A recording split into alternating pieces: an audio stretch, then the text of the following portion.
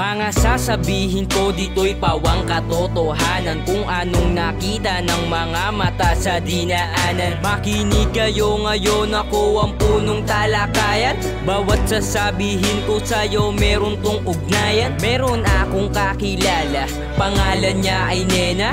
Gabi-gabi kani-kanino siya na sumasama. Halos di ko na mabilang, di ko din mawari. Ilang lalaki na ba sa kanya ang lumagari.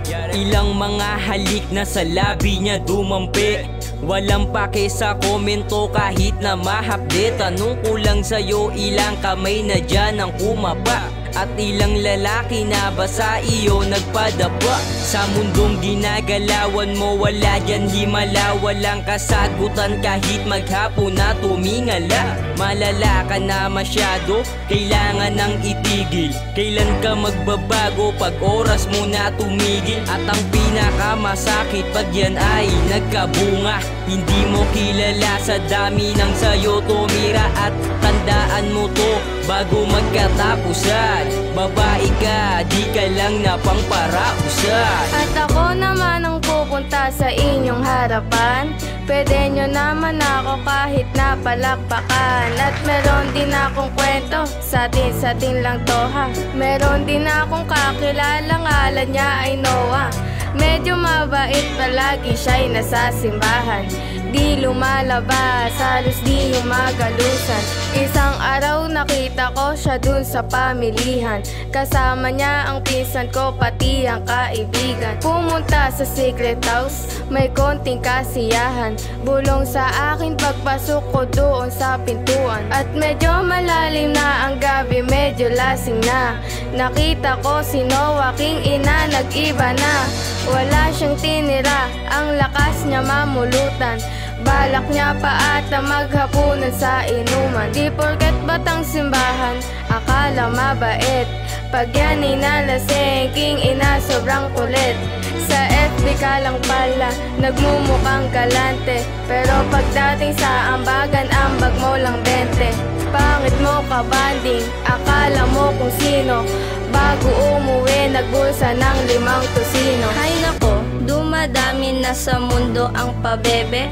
Pwede ka nang umupo, ako naman po ate. At ang aking itatapik tungkol sa aking kaklase, itago na lang natin sa pangalan na Florente. Kompleto siya sa makeup, pabango at iba pa.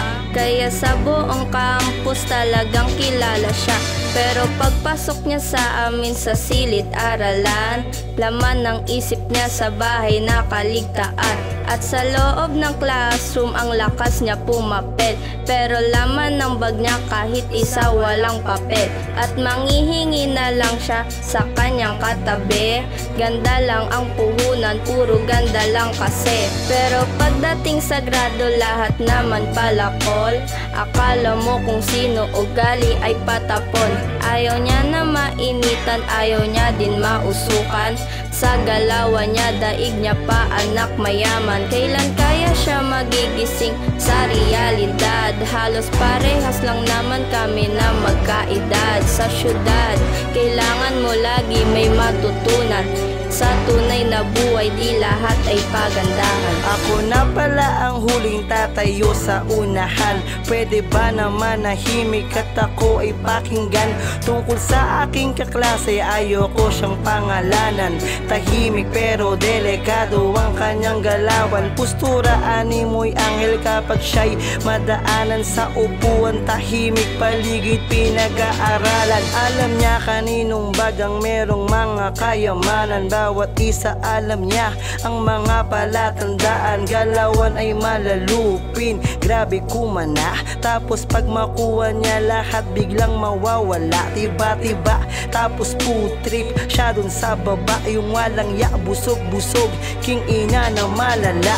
Tapos magkagarit siya kapag siya pinagbintangan. Sasabihin niya bakit, ano ang alam ko dyan? Nasa baba po ako, yung nangyari yung nakawan. Halos pa ulit-ulit na lang ang kanyang dahilan. Kahit alam ng lahat, oo siya yung kawatan. Itatanggi kahit na may testigo sa unahan. Sana maganda ang tulog mo sa higman o sa kama. Tandaan, mas masakit bumawi si karma.